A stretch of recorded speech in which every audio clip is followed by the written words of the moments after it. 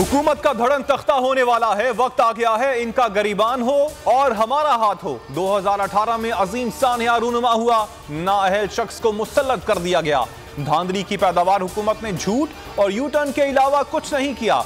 Opposition leader Shahbaz शरीफ हुकूमत पर बरस पड़े। मरियम नवाज ने कहा, हमारे हाल को तबाह करने वाला शख्स हमारे मुस्तकबिल को अपनी नाअहली की नजर करने से बाज रहे और घर जाने की तैयारी करे।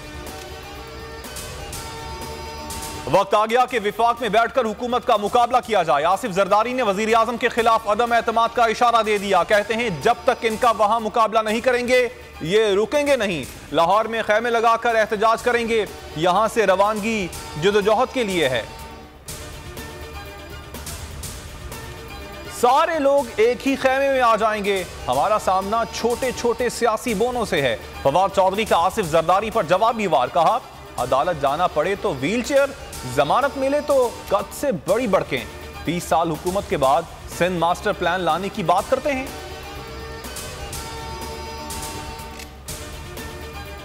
पंजाब में बल्दियाती इलेक्शन की खुद निगरानी करूंगा। वजीर आजम इमरान खान की पार्टी रहनुमाओं से गुफ्तगू। पार्टी के पुराने लोगों से मुशावरत की हिदायत कर दी। कहा, हम चाहते हैं कि इख्तियारात की मुंतकली निचली सतह पर हो। पंजाब में बल्दियाती इंतखाबात की अभी से तैयारी करना होगी। वजीर आजम ने लाहौर में special technology zone Tekna police का इफ्तिताह कर दिया।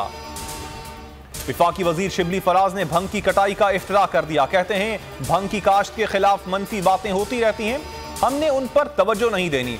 ये दवाइयों में भी काम आती है, इंडस्ट्रीज में भी इस्तेमाल होती है। बलोचिस्तान हाई कोर्ट ने गैस के बिलों में स्लो मीटर चार्जेस को गैर कानूनी करार दे दिया। अदालत की सार्फिन को स्लो मीटर चार्जेस न भेजने की हिदायत। चीफ जस्टिस नईम अख्तर अफगान और जस्टिस हमीद बलोच पर मुश्तमिल बेंच ने दरखास्त पर फैसला सुना दिया।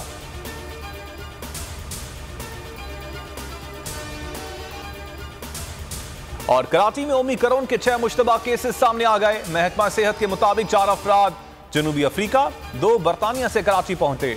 तमाम अफराद करंटीना सेंटर मुंतकिल।